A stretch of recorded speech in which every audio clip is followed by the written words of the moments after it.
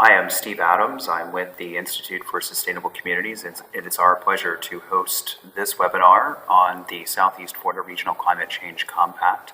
This is a webinar for the Sustainable Communities Learning Network of HUD grantees, and we're delighted to welcome many participants from around the country and even some participants from Southeast Florida within this specific region here that we're talking of today to learn more about this interesting case.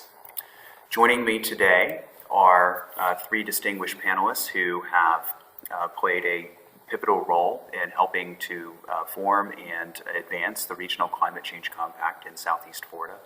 Joining me will be Nicole Hefty, who serves as the Sustainability Chief in Miami-Dade County, Jason Lepty, who is the Policy Coordinator for Broward County and for the broader Compact, and Jennifer Jurado, who is the Director of the Division of Environmental Resources and Community Resilience for Broward County. My panelists in a moment will give you greater detail about the particulars of the Regional Climate Change Compact, but before I turn this over, I want very much to set just a bit of a context to help us really locate the compact within the broader field of practice. Certainly in the last several years, we have seen an increase in the interest in climate change adaptation at the local government level. It's really ticked up very significantly within the last 5 years, and I think this can be explained in large measure by the number of extreme weather events that we've seen that become increasingly common. Everything ranging from drought in the west to Superstorm Sandy in the east. These issues are happening with greater frequency, and local governments are being called increasingly to respond to these issues. Just as we've seen an increase in local government attention to these issues, we've seen also a federal and parallel state increase in activities as well. And I think it's probably important and helpful to put this experience into a broader kind of policy context. I think certainly climate change adaptation policy in the United States really dates back to the early days of the Obama administration, in which many federal agencies began serious work in trying to think about what the federal role would be in addressing climate change adaptation nationwide. Early in the current administration, several of the agencies convened an interagency task force chaired by CEQ. They made their final reports back to the President, their final recommendations in October of 2010. And you will see the policy goals and recommendations here really kind of stipulate that the federal role was going to be one of taking ownership of federal resources. So the feds would, in fact, take lead on assessing vulnerabilities and developing adaptation strategies for military installations, national forests, national parks, but otherwise work to provide decision support tools, science, technical assistance to the private sector and to state and local governments. But the recommendations here, I think, really call out the challenge in climate change adaptation. Because the impacts of climate change vary from location to location around the country, and because there is a need to coordinate federal, state, and local responses in a very seamless fashion, this really does create a very challenging perspective from the federal role. And then if the feds are in fact primarily charged with providing science, technical assistance, and tools to local governments and to state governments, you very rapidly run into a scaling problem. There's 50 states, there's over 3,000 counties in the United States, and there's more than 19,500 municipalities. So obviously, one-on-one engagement with every municipality is going to just not be possible for federal agencies seeking to provide decision support and other kinds of technical assistance. So perhaps there is some way in terms of finding efficiencies in aggregating local governments at perhaps a metro-regional scale that enables a more efficient engagement for federal and state actors, and particularly those trying to provide technical assistance, and really focusing on how to aggregate local government attention around these regions because they're facing similar impacts, firstly, and secondly, they need to often coordinate adaptation responses because municipalities often are adjoining in a larger metro area, and so the decisions taken by one municipality on adaptation can severely impact its neighbors if in fact it's not well coordinated. So we see increasingly activity within the local government context happening at various levels of scale. So we're seeing adaptation assessment and strategy development and implementation happening at the individual agency level, the Department of Public Works within a particular city. We're seeing cities who are thinking about adaptation in terms of how climate will impact their provision of municipal services. We're seeing most commonly individual jurisdictional plans, a plan for a given city or a given county. But now we're seeing, as in the case in South Florida, and we're seeing it in other places around the country as well, a desire to create these metro-regional collaboratives that enable an efficient access to federal and state technical assistance resources, an aggregation of effort, and a coordination of policy development and strategy implementation that we think is a new and perhaps necessary ingredient to really ensuring that adaptation is successful across the United States. So this brings us to the case of the Southeast Florida Regional Climate Change Compact. The compact itself is an interlocal agreement amongst 4 counties: Palm Beach, Broward, Miami-Dade, and Monroe. This is a geographically significant county within the state. It accounts for about a third of the state's population, as well as a third of the state's total economy, just within these 4 counties. There's 108 municipalities here, and there's a long history of work that had been taken by individual municipalities and counties prior to the formation of the regional compact. Miami-Dade County has had emission reductions plans in place and being implemented since the early 90s. And 3 of the 4 counties, in fact, had county-level climate change adaptation plans in place before the formation of the compact. So I understand that Nicole Hefty, who is our next presenter, is having technical difficulties, so I'll just jump in here quickly to perhaps cover a couple of her points while we get her back online. So early on in the process, I think it's important to recognize the fact that the region of Southeast Florida has many attributes that naturally tie them together. It's a linear strip with the Atlantic on the eastern border and the Everglades to the west. This is an area that does not have a lot of topography. There is a bit of a coastal ridge on which most of the urban area is built, north to south, but the underlying geology is one of porous lime rock, and the impact of sea level rise and the freshwater aquifers there on the landward side are things that are being experienced across the region.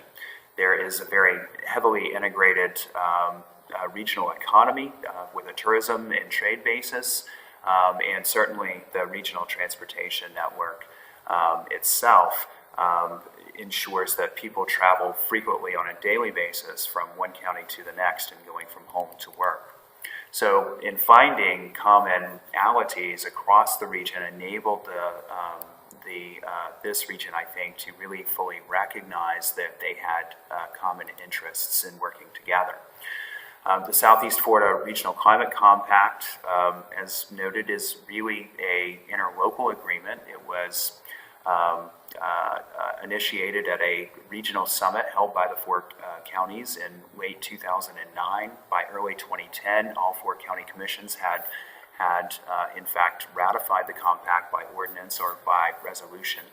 And it had 4 specific commitments that the counties were making. Specifically, they indicated that they would coordinate on their federal and state policy advocacy on energy and climate change issues. They agreed to work together to develop a suite of analytical tools that would then support the creation of a regional climate action plan that would focus both on emission reduction opportunities, climate mitigation, as well as climate adaptation and building resilience. And finally, the compact parties agreed that they would meet annually in a regional summit to mark progress. In forming the compact, the real organizational structure has really focused on a day-to-day management component of the compact staff steering committee. These are senior staff members, of which our three panelists are all voting members, and they serve to manage the day-to-day business. And you'll see in this schematic an early set of working groups who were formed to help meet the specific needs of the compact itself. One of the major first milestones was the creation of a unified sea level rise projection from Southeast Florida. Prior to the compact, each of the individual counties had developed different projections, relative sea level rise projections. Each were using local scientists to help them develop that.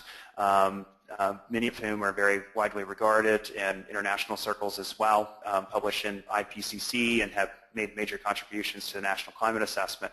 But their processes happened at different times and using different tranches of scientific peer-reviewed literature and arrived at slightly different projections. And another plot, which we're not showing here, actually shows the different projections on a single slide. And the lack of consistency on these projections was problematic, just from the ability from an advocacy perspective, because many members of Congress or many state house districts actually cross jurisdictional boundaries. And so there was, just in terms of communicating the risk and the planning assumptions, we had different.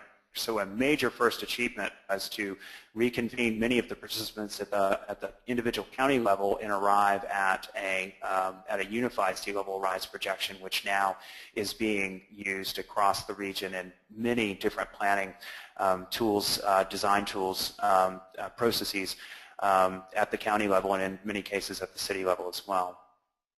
So the first kind of commitment of the compact was really delivered by production of these three documents: the sea level rise projection, a regional vulnerability assessment that was conducted regionally by county staff all the way down to the parcel level that was done consistently across the 4 counties, and then a regional greenhouse gas inventory. Those, can you hear me? I can hear you. Yay. You've been doing a wonderful job, I have to say. Well, thank you, and I'm quite happy to turn it over to you. Thank you so much. My apologies, everyone. No idea what was happening there.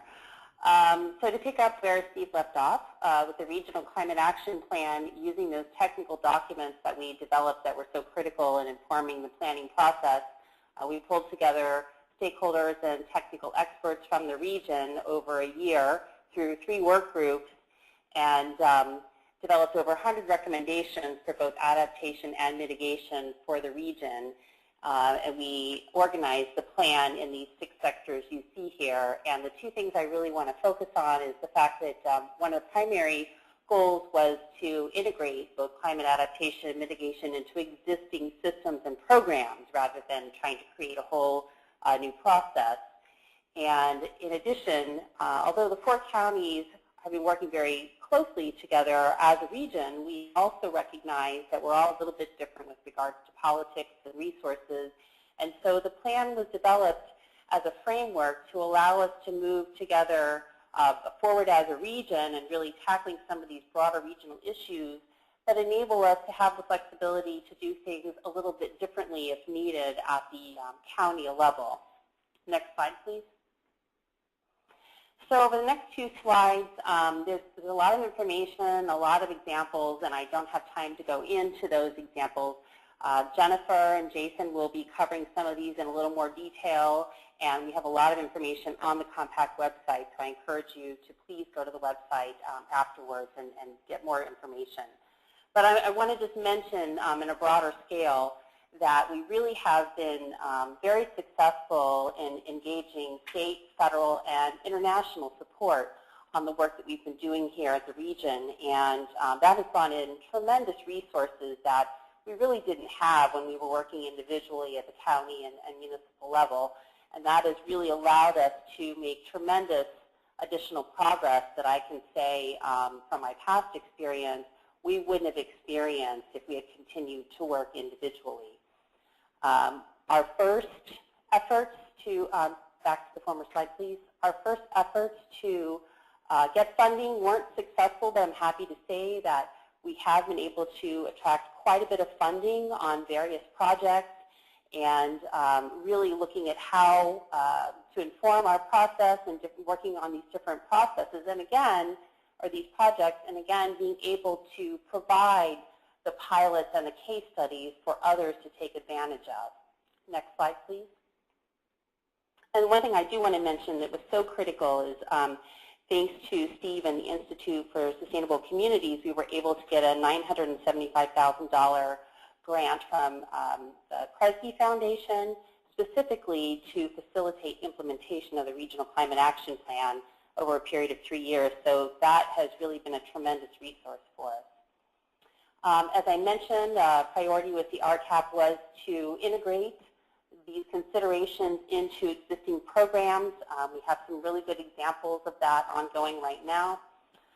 We've also been successful in influencing state and federal policy, and Jason and Jennifer are going to give you some detailed examples of that. And we've also received several awards. As many of you know, elected officials like to be able to brag about things, and so this has been very helpful in continuing the support that we have at the upper levels for the work that we're doing, and again, continuing to draw additional resources into our region to further our progress. Next slide, please. And so just to kind of wrap it up and taking the example that Steve mentioned earlier and really showing you how well it's working, I've had the advantage as we were developing our countywide sustainability plan green print. Being a staff steering committee of the compact, I was very connected to what was going on at the regional level. So I was able to take that broader work and understand how it would support what I'm doing at the local level, and then tailor some of the different strategies and initiatives within our county plan to, again, take advantage of that, but then support that broader regional work. And then, as Steve mentioned, I believe earlier, this work at the 4-county level was very instrumental in getting the funding for the 750 project, which was then a 7-county collaborative. So again, really aligning the priorities and the strategies really supports, kind of cross-connecting, going up and down and supporting the different levels of effort that really have allowed us to make the progress that we've made. And again, garnering the technical and financial support of a broad array of state, federal, and not-for-profit organizations has really been, I think, very instrumental in our success so far. And with that, I'm going to turn it over to the next presenter. Okay, thank you so much, Nicole. I'm delighted you were able to join. You're so much more articulate than I am. Turning now to Jason Fleckney with Broward County to talk about compact policy and resource coordination. Thank you, Steve. I hope everyone can hear me. I'm glad Nicole was able to join. In addition to my sort of full-time day job as environmental projects coordinator here with Broward, I also serve essentially a sort of de facto role as the compact's policy and legislative coordinator, which is a tremendous honor because in many ways policy coordination is at the core of the compact. In fact, the document that was signed, which is actually technically is what the compact is, I think 4 of the 7 clauses actually pertain to policy coordination. So it's from the beginning been a really important part of our work, collective work together. Speaking a little bit more broadly, but not just about the policy, but also some resource coordination, there are kind of 4 general areas I want to discuss, and they'll kind of break out some of those a little bit further as I go along. Federal and state legislative advocacy, which involves creation of annual legislative programs laying out compact joint priorities by all 4 counties at both the state and federal level. And I won't get into the details. We can certainly provide you with those documents, but as you might expect, there's strong support for clean energy, energy efficiency, smart growth, greenhouse gas emissions reductions, and similar policies. We've also come and developed a good working relationship in terms of how we pursue and work through external funding opportunities. We're also very interested in coordinating with our municipalities throughout the region. And then in a different way, we're also very committed to sharing information about things that we're doing within our own counties and helping each other to replicate some of the initiatives that we are engaged in. Next slide, please. So I'm not going to go into the whole process. There's a lot of words on this slide about how we go about our annual legislative program development, but essentially there is a process. We go through it annually. There's a policy team which consists of representatives from the 4 counties, and generally speaking, the legislative programs are actually an agreement among the 4 counties. Our municipal members on the steering committee are invited to support those, but we don't sort of mandate it. But in any event, we have a process where we review the previous year's program. We look to see what might be amended or changed and what needs to be added or removed, and then they always go to each of the 4 county commissions for approval, so that there's a common program that all 4 counties have officially agreed to. Next slide, please. So just a couple highlights of some of the federal advocacy that the compact partners have engaged in. Soon after the compact was signed, maybe 6 months later, or a couple months I guess after, I think it was May is when the Deepwater Horizon oil spill occurred, and very quickly the compact partners put together a press conference and a statement of priorities, which focused again largely on clean energy and climate change policy. This was at the time when Congress seemed that it might actually approve some bills related to carbon pollution, and that came together very quickly and garnered press. Another example was a joint letter that was issued in response to a call put out by the Bicameral Task Force on Climate Change on Capitol Hill, again laying out some of the lessons that were learned from our work together and some of the priorities that we had. That was in April 2013. And though there haven't been as many of these recently, there have been some joint Capitol Hill visits on the part of the 4 counties and other partners. Moving to the state, the most significant achievement of the compact to date occurred during the 2011 session of the Florida Legislature, and that was the creation of a tool called Adaptation Action Areas. I'll get into that a little bit more in a minute. And then we are trying to make sure that our voice is heard in Tallahassee. In many ways, the state has not been terribly engaged on climate change or sea level rise issues. And so we have looked for ways to engage our legislators, and the most significant event within the last 2 years was a meeting of the 3 county legislative delegations from Miami-Dade County, which actually includes Monroe County as well, Broward County and Palm Beach County, up in Tallahassee. Jennifer and others were up there for this hearing, and finally got a chance to speak to legislators about the challenges we face here in South Florida. And we've looked for ways to continue that momentum, and hopefully we'll have another opportunity to address a similar group in the future. Next slide. So yeah, now just a little bit more about the adaptation action areas. As I said, they were added during the 2011 session through amendments to the Community Planning Act. It's notable that this tool was created. It was actually taking place at the same time that much of the state's existing growth management legislation was being quite sharply cut back. And so I'm still not convinced exactly how this all happened. I joked that it was witchcraft. But in any event, this really positive tool was passed into law. There's a statutory reference there. I won't bore everyone by reading it. And what essentially adaptation action areas are, they're an optional comprehensive plan designation for areas that either experience coastal flooding or are somehow otherwise vulnerable to the impacts of rising sea levels. And the purpose of this tool is to be able to prioritize these areas for funding for infrastructure and adaptation planning measures. Soon after this was passed, there was an opportunity that came down from NOAA through the state's Department of Economic Opportunity to support a pilot program to actually see how this would be implemented at the local level. And it ended up being a partnership among Fort Lauderdale, the city of Fort Lauderdale, Broward County, and the South Florida Regional Planning Council. And Fort Lauderdale, of course, was the sort of municipal case study. And as a result of this work and discussion, a series of guidance documents were developed that could be shared statewide for other communities that were looking at using this tool. And the ultimate goal of this was that Fort Lauderdale itself would incorporate adaptation action areas into its own comprehensive plan language so that it could then implement them or designate areas. And it has done that. It has incorporated it into its comp plan, and as my understanding is actually looking at some areas in which could be designated, and then this tool could be further developed and used. Next slide, please.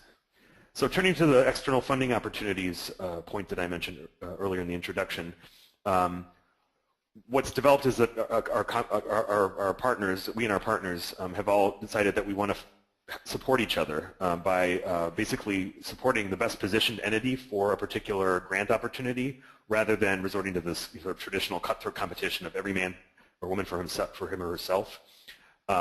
And it wasn't always like this.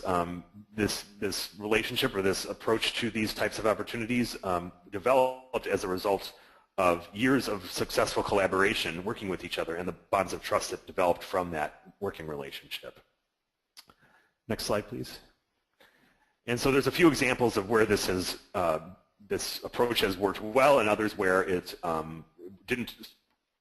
wasn't as practical. So I mentioned the NOAA grant. Again, that was sort of an opportunity that came down through NOAA and the state, but it was it was supported by all of the other partners. It wasn't there wasn't envy on the part of the other communities that were either active in the compact but weren't picked. It was seen quite widely that Fort Lauderdale was very well positioned, Broward County and the Regional Planning Council were very well positioned to move forward with this pilot, and so there was a great deal of support from the other partners.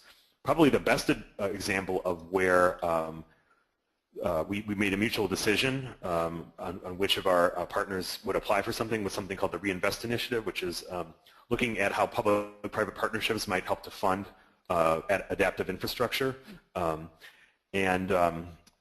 After looking at the opportunity, it seemed to fit quite nicely with the work that Miami Beach had been doing on its stormwater system and upgrades to that system. And so a decision was made through the staff steering committee that Miami Beach would be the applicant and that the compact would support that application. And fortunately, Miami Beach was one of, I think, 8 communities nationwide that was chosen. And after about a year and a half of this initiative, a work product was recently, I think, released. I'm not sure if it was for final release. I haven't had a chance to take a look at it yet, but it was. It is going to be shared, and so the outcome is basically that everyone will benefit from Miami Beach's participation in this through that document and the lessons it is learned. Similarly, there is a Federal Highway Administration grant looking at vulnerability assessment of transportation infrastructure. It's being led by the Broward MPO. That seemed to be the best positioned entity to lead it, but there's participation from many of the other MPOs and other entities, municipalities, counties in Southeast Florida. An example of where this didn't quite work, where we couldn't agree on a single candidate for an application, was the 100 Resilient Cities Challenge. I think it was about a year and a half ago from the Rockefeller Foundation. And because there were quite a few communities who were interested, and we didn't want to play favorites, and there wasn't a clear case of someone who was best positioned for this. What the compact staff steering committee decided to do was offer letters of support to anyone who requested it, and with the the understanding that whatever knowledge was developed through that through a winning application would be shared with the whole region. Unfortunately, none of our cities have been chosen for that yet. I think there may be one more round to that competition. But that was the approach taken there.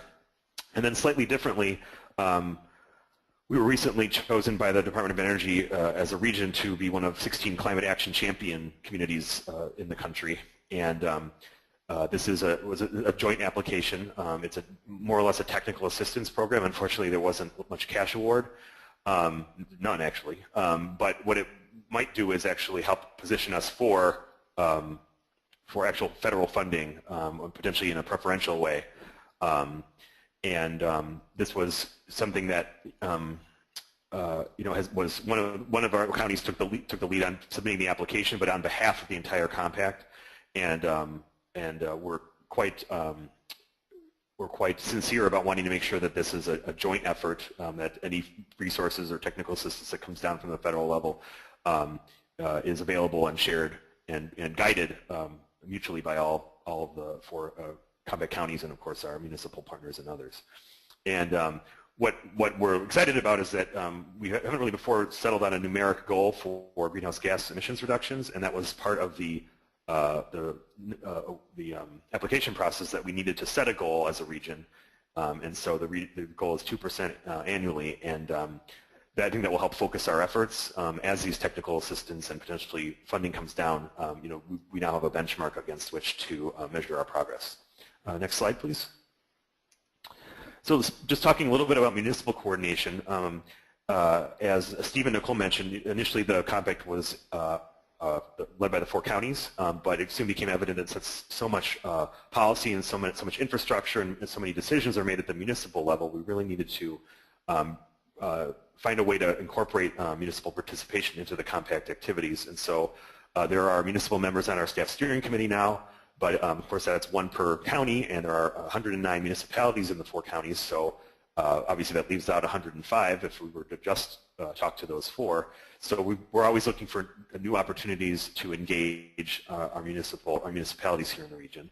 One method that we pursued a couple of years ago, and which is still ongoing, was the Mayor's Climate Action Pledge. This was a means for municipalities to essentially adopt a resolution of support for the compact, which also contained some language, non-committal, but basically pledging to take a look at integrating regional climate action plan framework recommendations into those municipalities' own future plans, sustainability plans, climate plans, capital plans, et cetera.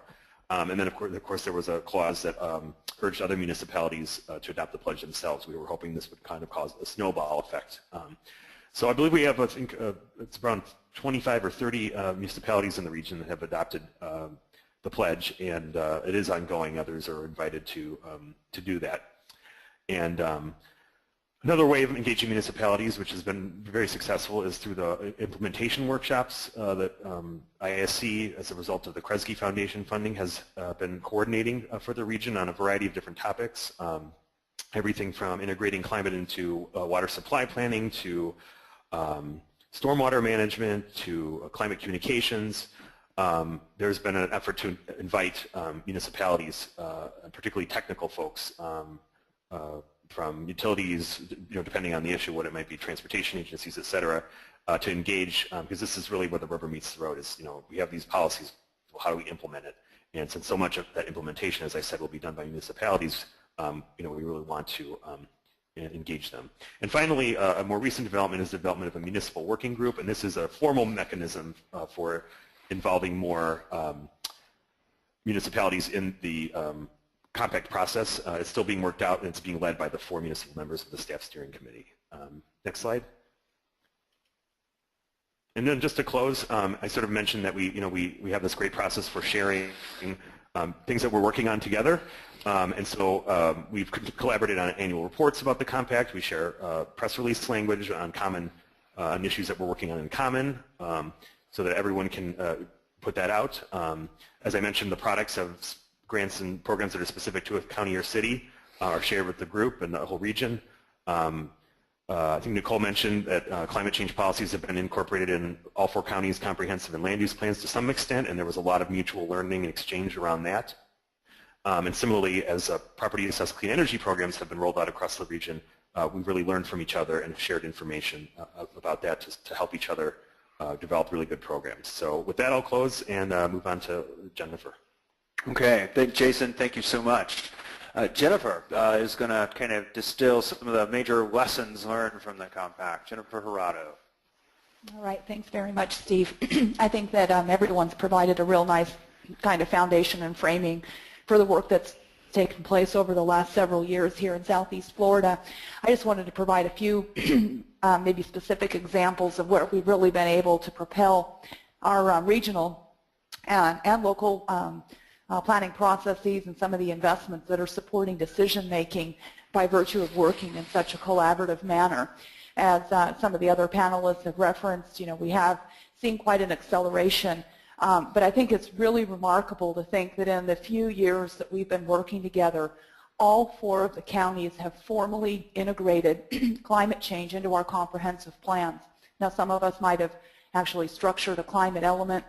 Others maybe took the effort of initially looking how to integrate climate change across the various elements, but the fact is that it has been populated there. We have all agreed to utilize the unified sea level rise projection as a basis for the planning purposes. And again, as already expressed, it's not only being utilized by the counties, but it's being embedded in all of these processes, whether it's the transportation grant, whether it was the water supply workshop that was part of the implementation series. It's been referenced well beyond the 4-county area in many national planning documents as, again, a model of how regions have been able to collect the science, package it in a way that's now serving in a support role for planning purposes. So those are just really remarkable, I think, advancements that individually might have been harder to move forward, but when you had the momentum of all of these other local governments and initiatives gaining this traction, it made it very easy to begin to piggyback on those. Another example of how we've accelerated planning is through these transferable models, and really what that's about is not having to duplicate or have such redundancy in process. And we appreciate the fact that one of our partners, like Miami-Dade, has had really great transportation experts in their staff. And maybe in Broward County, our focus or some of our talent has been more in the area of water resources. And in Monroe County and in Palm Beach County, they've had really strong natural resources groups. And so any one of our initiatives, we've really been able to draw upon the competency of our partners. We haven't had to duplicate all of that expertise within our individual initiatives, but we've been able to take collective advantage of all of the bright individuals and talent that are represented across our region. And in one way that's really been, I think, impactful, one example is resilient redesign, when we hosted a 4-county workshop that was designed to think creatively about how we can begin to embed resiliency planning within our development and redevelopment processes. And we had this whole community that organized support among that on that particular project, and we identified 3 representative sorts of landscapes that, 1, were able to benefit from that regional talent, but then 2, those landscapes were already representative of similar landscapes elsewhere in the community. So there was this great transfer of knowledge that took place. Another area of kind of sharing and leveraging of resources has been our shared investments in hydrologic models, and these are very advanced hydrologic models that allow us to integrate sea level rise and climate change scenarios. And Miami-Dade's made a very sizable investment, so has Broward County. We're both working with the same federal partner, the USGS, and so we have common boundary conditions. We're able to learn from the advancements from the Miami-Dade project that looks a little bit different from ours, but it's the same sort of tooling, and then begin to improve the approach or enhance the next phase of our project based upon some of the shared lessons that are emerging from those processes. So those are 2, I think, really good examples. And maybe I would just note that we also, in Broward County, we host a sustainability stewards network, and there's I think they're quarterly or bi-monthly convenings on topical areas. While that's a kind of a Broward-sponsored and staffed initiative, that is open to our partners across the 4-county area, and any one convening, we have diverse representation from well beyond Broward. Next slide, please. And another, I think, example, too, of where we've been able to accelerate planning and bring very focused technical resources to a challenge, the challenge du jour has been in these highlighted areas here. We recognize that shoreline resilience was a very important focal area. We wanted to think more not about how we elevate structures and armoring, but how we really incentivize and celebrate green infrastructure as part of our planning strategy. And again, here both the Monroe County, the Keys, and Palm Beach have been tremendous partners. The Nature Conservancy came in to serve as an organizer, and Broward County provided technical expertise as it related to some of the GIS tooling. And as a result of working on this effort for about the last year, we've got these tremendous work products that the Nature Conservancy has brought together.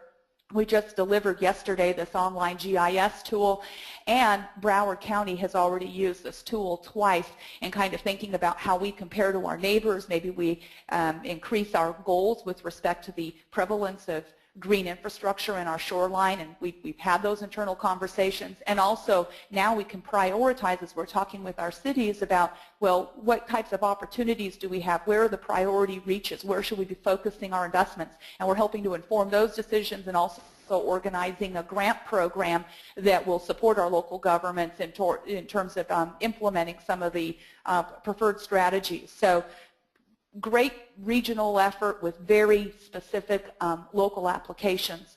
We're also taking that collective capacity from our experts who supported our sea level rise work group the first time. We're now in the final stages of the second reconvening, where we're bringing together the science from the latest National Climate Assessment and the peer-reviewed literature from the fifth IPCC report, and we will be unveiling our updated sea level rise projection with a longer time horizon and perhaps some adjustments in the projections because of what we've been able to collectively learn in the last several years since the first projection was solidified. And then the last area that I think is going to really serve our region as well is with respect to climate indicators. And our goal here is to create a portal where you don't have to go to the National Climate Assessment or pore over academic documents, but anybody in our region who's wanting to really get a quick education on what does climate change look like in our backyard, we'll have a portal on the compact website that says these are your top 15, it's actually more like 12, but indicators. This is how climate change is shaping or influencing or being measured right here in Southeast Florida.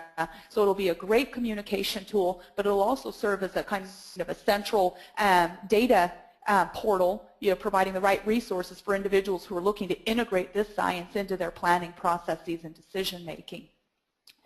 The compact has also served to or aided in the advancement of some other very large-scale projects that I think, had we not had this foundation of regional support and collective participation around climate issues, we would have really been challenged with some of the other very important but very relevant projects for our region. And one area of tremendous advancement has been a two-county, multi-city effort to advance a regional water supply project, and we were able to relate the necessary and collective investment in a regional surface water reservoir back to the priorities that are identified in the Climate Compact document itself, and so many of the pressures of climate change. And this is now a project during the last several years we've been able to develop a lot of the design and costing that has prepared us to move forward with the construction of this project. And we've had some very significant policy discussions, funding requests that have been advanced through the state to help get this project off the ground. So another good model. I think that we've probably talked enough about the integration of climate and planning that I can probably go ahead and skip this slide, but what I will just note is that the concept of adaptation action areas is something that's really taking root, and it's not just the city of Fort Lauderdale. Broward County is now moving forward with a very specific designation of a planning area. We are now working to integrate into our land use plan a means for recognizing adaptation action areas of regional consequence. That language is going through the workshop process just now and has been coordinated at the state level. And we've also have cities that aren't the formal representatives of the municipal partners in the compact that have also talked about their forward movement with the adaptation action area language as well. So it's got much broader reach. I've talked about resilient redesign, so I'm just going to go ahead and I think skip that slide. And here, the point of this particular slide is to really talk about how we have made a very concerted effort to think about how we can expand the benefits of the compact well beyond the compact partners or those who are most directly engaged. Our goal really is here to have all of our communities, all of our agency partners from the four-county area to really feel ownership of the compact and to utilize all of the compact resources to their greatest advantage. We were very pleased to host our first webinar just a month or so ago. I think we had nearly 400 registrants, the focus being the importance of regional models, how we can work with communities across our state to help advance climate resiliency and make sure it's not just South Florida that's very, prominent in those conversations, but that collectively we're bringing the resources back to our local governments that'll aid our respective efforts. We've also really, so the next slide, in the compact conversation, we've had the privilege of being able to have some national conversation. We were able to have direct participation in the Presidential Task Force on Climate Resilience and Preparedness.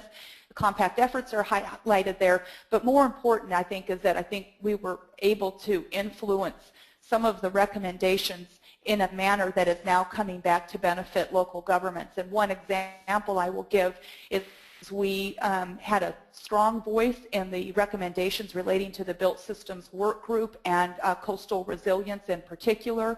And being able to refer back to this document and some of the priority strategies that are detailed here have gone a long way to helping our communications with a very significant federal agency partner whose joint partnership is going to be critical to our shoreline resiliency strategy. So we're really utilizing that document to our advantage today.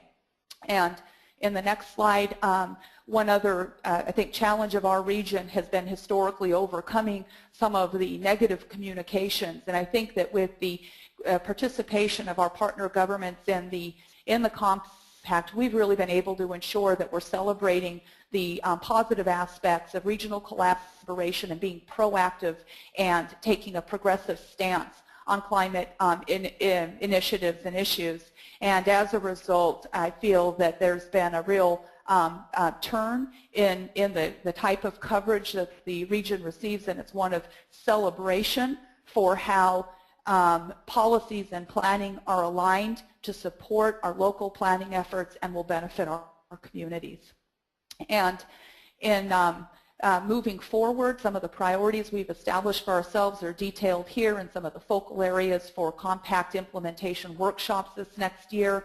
We will also receive the benefit of Monroe County's hosting what is our sixth annual climate summit, and well, maybe it's our seventh, held in the Keys this year. And in this next slide, one of the areas that we're going to be moving in this next year as well is giving a little bit of a reconsideration to the compact structure. We're wanting to formalize things in a way in which we might be a little bit more competitive for some of the regional funding.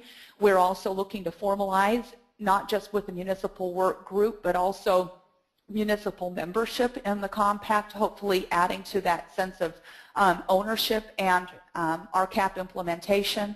And we're also in the final phases of formalizing a partnership agreement with our academic partners as part of the Florida Climate Initiative, and hoping to bring a better partnering in academic research in a way that focuses on very specific planning needs and research needs of the compact partners. So with that, I'll conclude, and thanks for the opportunity to participate. Jennifer, I'm grateful, and I'm grateful to Jason and Nicole as well. There's a lot of information, and this case is so rich with so much to share. It's tough to kind of squeeze this into a 1-hour webinar, but you've done a great job. I'm going to, just in the interest of time, I want to leave just a few minutes for questions with the time, but and we will be sharing this. This is being recorded, and folks can access this after the fact, and then we will make the slides available through the SCLN process as well. But certainly we see, I think, some major benefits for regional collaboration. This is a region that really understood and appreciated the commonalities against which they then were able to construct a very vibrant regional process.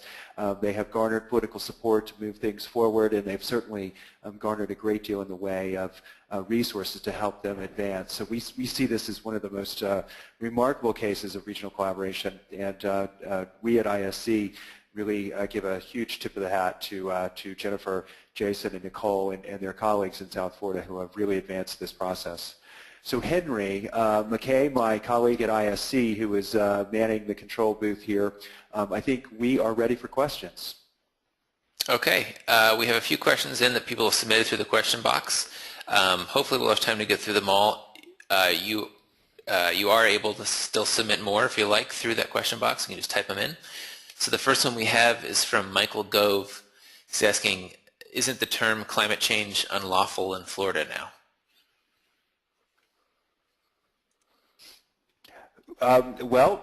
Steve from ISC here, I will ask any of my panelists to jump in on that one. Well, this is Jennifer. I think probably many saw the article over the weekend, and whatever has been the preferred terminology for some of our state agency partners at the local level, we have been successful in being able to talk about climate change quite freely.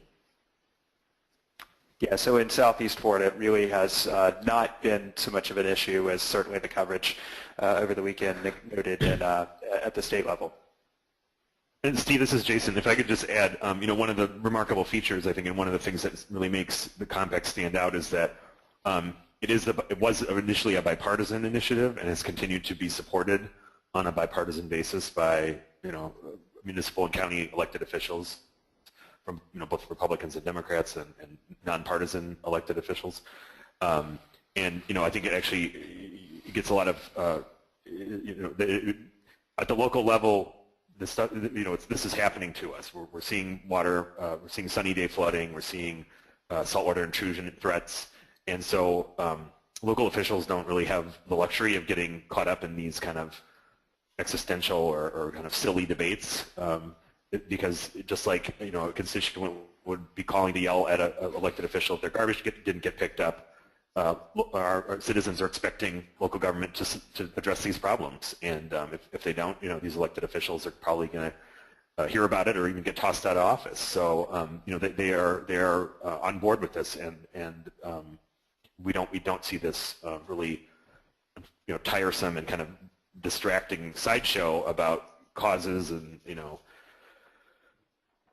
all the stuff that you see at the national and state levels across the country and even the globe. It's really solutions focused here.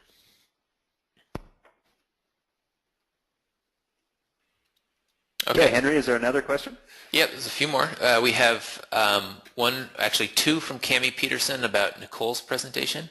So first, I'm wondering how they made the awarding groups, the White House, ICLEI, et cetera, fully aware of their work so that they were eligible to win those awards. And then the second one is, I'm also wondering whether there is one or more staffers whose full-time job is the coordination of the compact.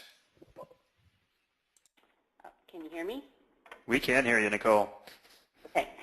So Miami-Dade has been an ICLEI member for, since the early 1990s, as Steve mentioned, when we began our mitigation work. And so, the compact in general, we not only are we trying to educate our community, but we want everybody to know what we're doing, because we realize that a lot of our experience, as has been mentioned in the presentation today, can really be beneficial for others. So we have just made it a very conscientious effort to get the word out of what we're doing, and we've been assisted by ISC and ICLEI and some of the other agencies that we're working with. So I think that, and whenever we see an opportunity to apply for these various awards, we have also done that as well. So we really are making a conscious effort in that direction. And with regards to the second question, when the compact began, actually, I was the county's climate change coordinator, and that was my sole responsibility. And then when the Office of Sustainability was created and we began working on the sustainability plan, I was pulled in along with several other staff from various departments to be a team, an internal team that develops that plan. And so over time, my responsibilities expanded beyond just climate change, and then after change of administration and a lot of reorganization within the county as a result of that, I then was transitioned to the Office of Sustainability specifically, and then was selected as the manager or the chief of the office.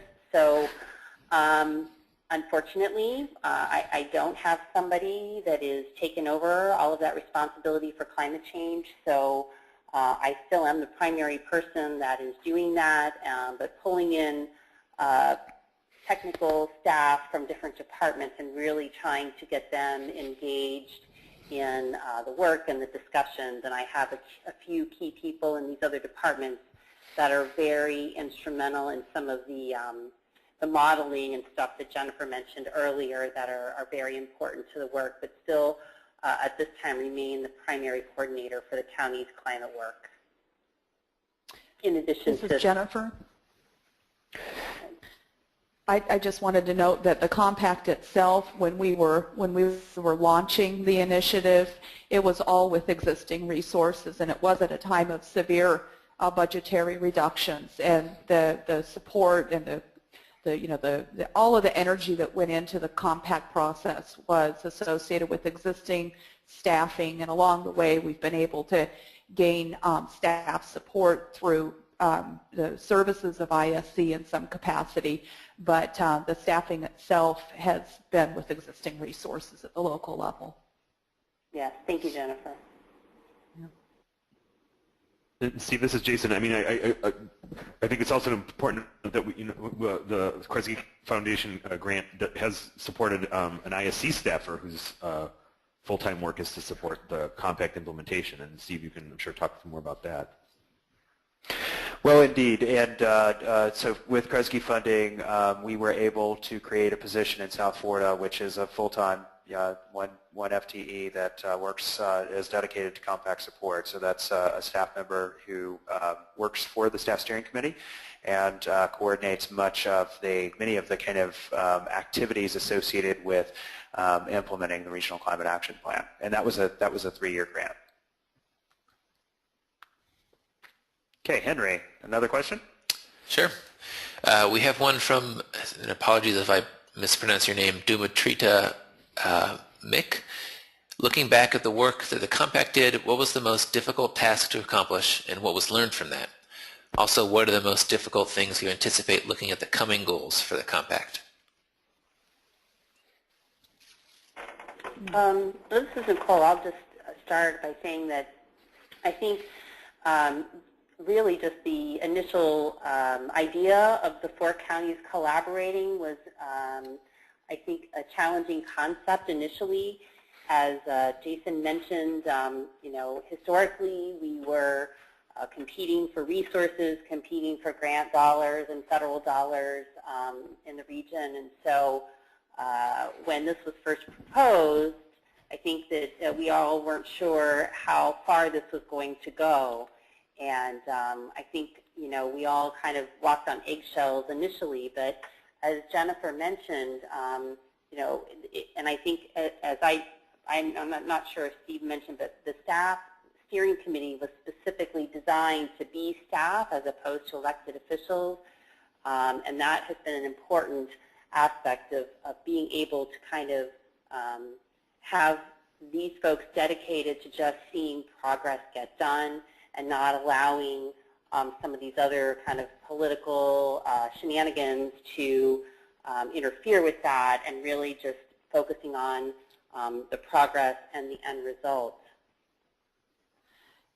This is Jennifer, and follow-up to that, I would say, so it wasn't necessarily the most difficult thing, but I would say that our coming together initially was really driven by the issue and being committed to making the issue work or the effort. And with time, we began to develop stronger relationships that made a lot of the forward progress about, commitments to one another and wanting to be a neighbor's resource. And I think a lot of us today spend as much time thinking about how we're supporting the region as we do to our individual responsibilities. I think we feel a great deal of commitment overall to the individuals with whom we work. So that was a process that was in the making, and it didn't happen overnight.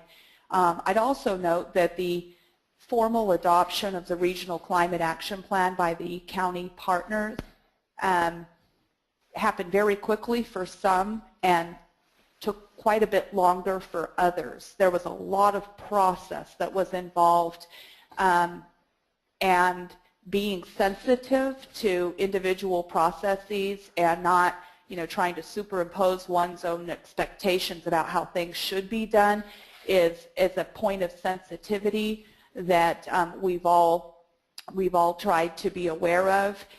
So some of it has just been about process, learning, and relationships. I wouldn't say that there's been something that was, actually like a technical obstacle or a policy obstacle that had to be overcome. And if I can maybe just pick up on this last part of the question, which was sort of what are our biggest challenges moving forward.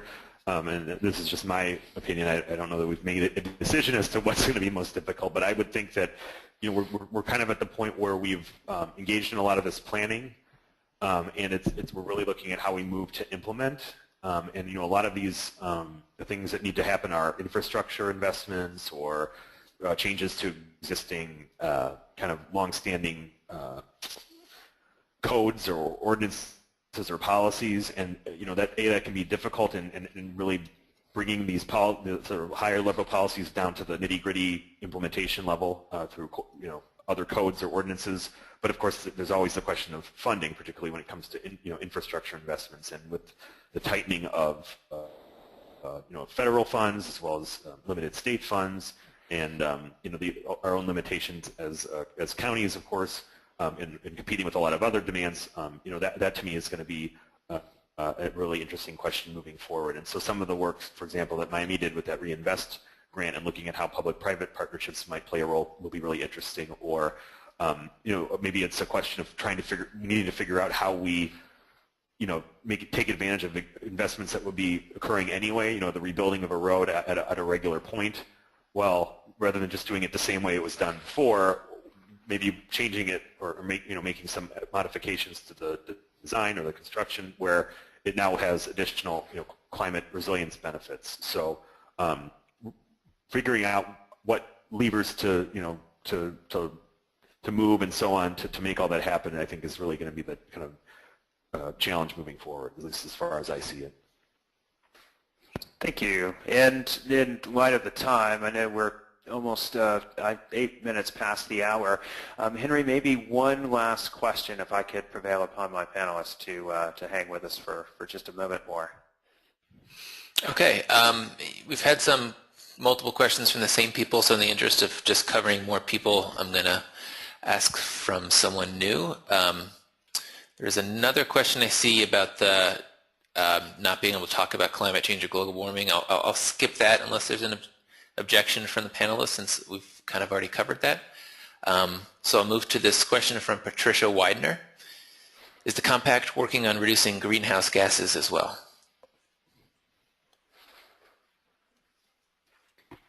This is Jennifer. This is Nicole, and yes, absolutely. I think that, as Steve mentioned, we really initially were focused individually on mitigation.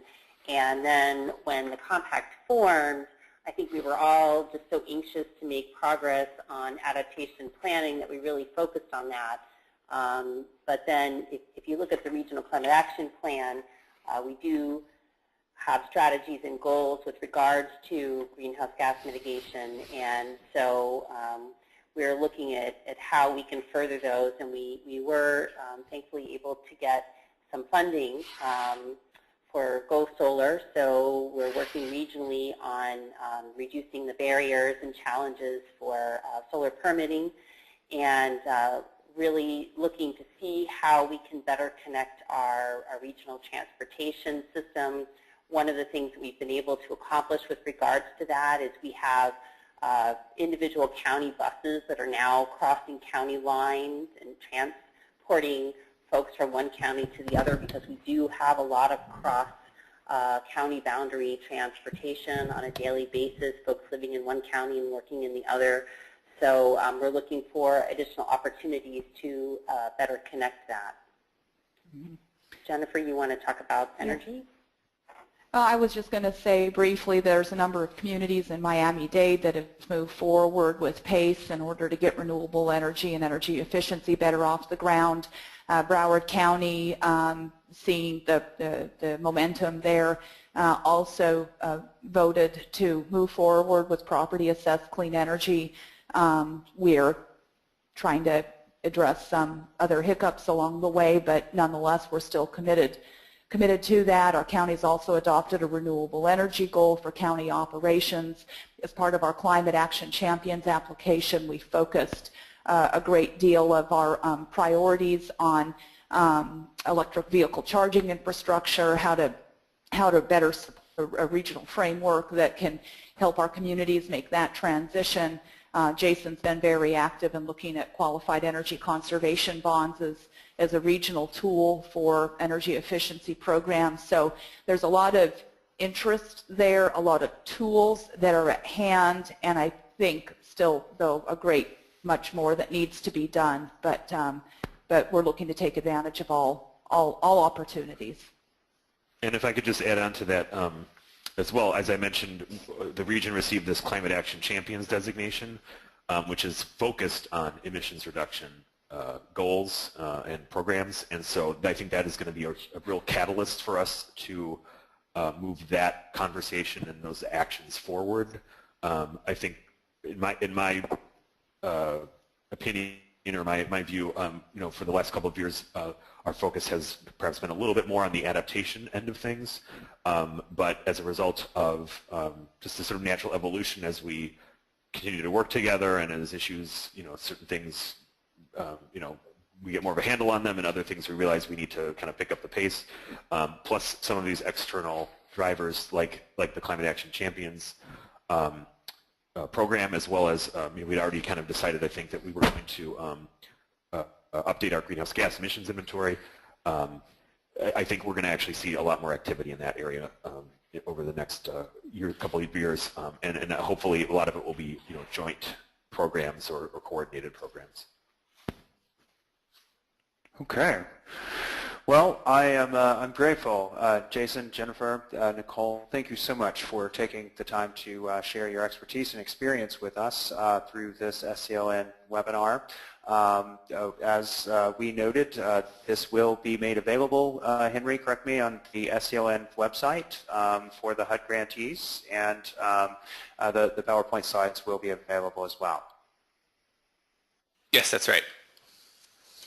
Everyone should be getting an email. All right. Everyone should be getting an email right after this with a link to download the slides. Wonderful. Okay.